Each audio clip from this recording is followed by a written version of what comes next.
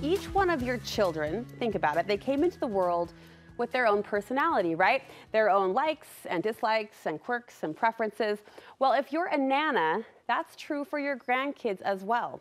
And because of their differences, you may find it easier to connect with some grandchildren over others, and that's not a bad thing. You love them the same, but may need to approach your relationship with them differently. Clinical social worker Ginger Healy is joining me to share how to reach, hard to reach, grandkids. It's great to have you back, Ginger. Thank you. So let's just set the table here. What could make a grandkid a little more tricky to reach? Yeah, everyone's different. You mentioned different personalities. It could be age or stage of development. It could be that they've maybe had something in the past or currently that they're dealing with that has caused them to put up some walls and go into self-protection mode, making them a little harder to reach. Generationally, I think, too.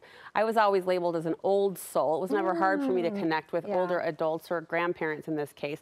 But I think some kids feel a little intimidated about that gap or that age difference. Yeah, sometimes I think it just depends on the kid. Everybody's different. Well, let's talk about some things we can do to form that connection that so many grandparents want and might feel is lacking. You say it starts with trust. Yeah, I always want you to start on building that trust, creating like this emotionally safe environment. How do we do that? Well, if you yourself can be honest and open and respectful and admit your own mistakes, that kind of gives them permission to let their guard down and make a mistake or trust you.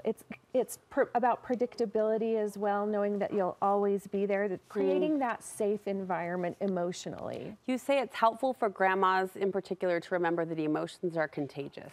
Emotions are contagious. We have these neurons in our brain called mirror neurons, and they reflect.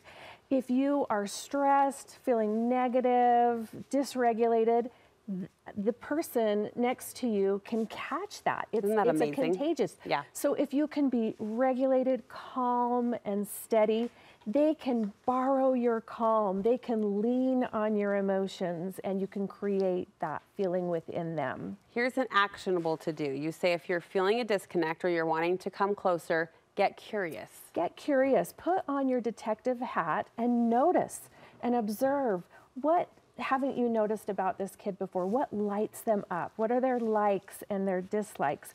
What makes them feel comfortable? It gives you ideas on how to connect, and it makes you an active participant and listener if you'll just be present with them and really not have your agenda. Set your agenda to the side and let them lead the way. Do you think grandkids ever feel like acceptance might be an issue? Like, I guess here's a chance for grandparents to maybe step on the other side and step in their shoes. Like, do they feel accepted by me? Yeah, I think that is so critical because we really want them to be their authentic selves, which means we have to set aside any agenda, or if there's a behavior going on, we need to focus not on the behavior, but on the relationship so that they know, I love you unconditionally and I'm here with you together. I'm not trying to fix you or change you. Yeah. I just accept you. I think that's what grandparents innately do so well. I think so too. Like the love is there parent to child, of course, but you're in more of that coach mode so often, and grandparents just get to, and you hear this from grandparents,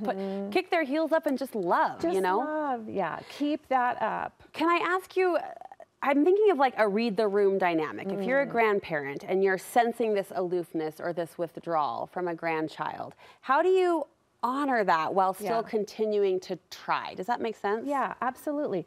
Just your warmth and presence can be enough. They don't necessarily need to open up and tell you everything. You just being there, they can feel that from you. You can do parallel play side by side where you're doing two different things at the same time, you know, but you're in the room together, but you're not having to, sometimes it's too pressure filled if you're like, let's do something together. Just being together while you're reading a book and they're on their phone.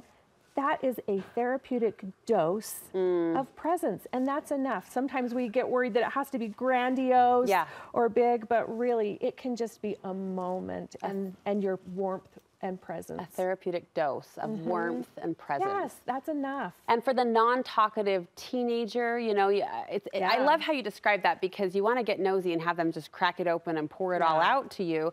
If that's not happening, how do I go about with a teenager in particular, getting to know them or know about their life if they're not willing to divulge or share? Is that kind of an investigative ask the parents and try to work your way in? Well, yeah, and notice like, oh, what are you listening to? I've never heard that band before. Okay. It's a topic that is non-threatening, you know, but it gives you a way for them to teach you something and for them to go, oh, she cares, she's listening, she wants to know more. Non-threatening. So who do you like and who are you dating might not be the entry question. Start with religion or politics. Okay. Start with who are you listening to, or something easy. Finally, you say we should have fun. We should be having fun. Always.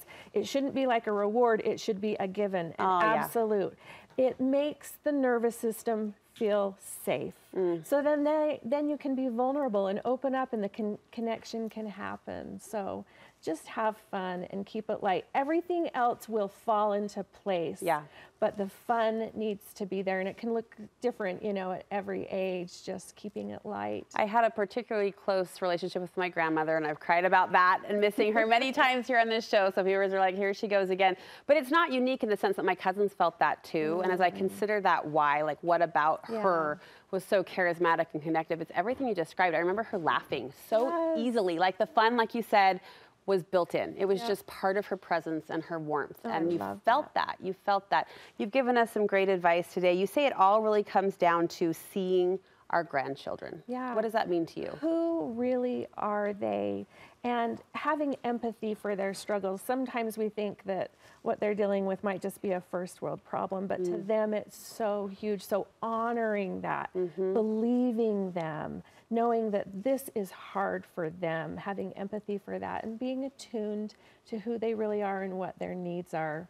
Ginger, you're so good at what you do with your words and your examples. Thank you. Where can we find more from you? I'm on Instagram at Ginger Healy, LCSW, and you can find more at the Attached Trauma Network. This is a topic you're asked about quite a bit.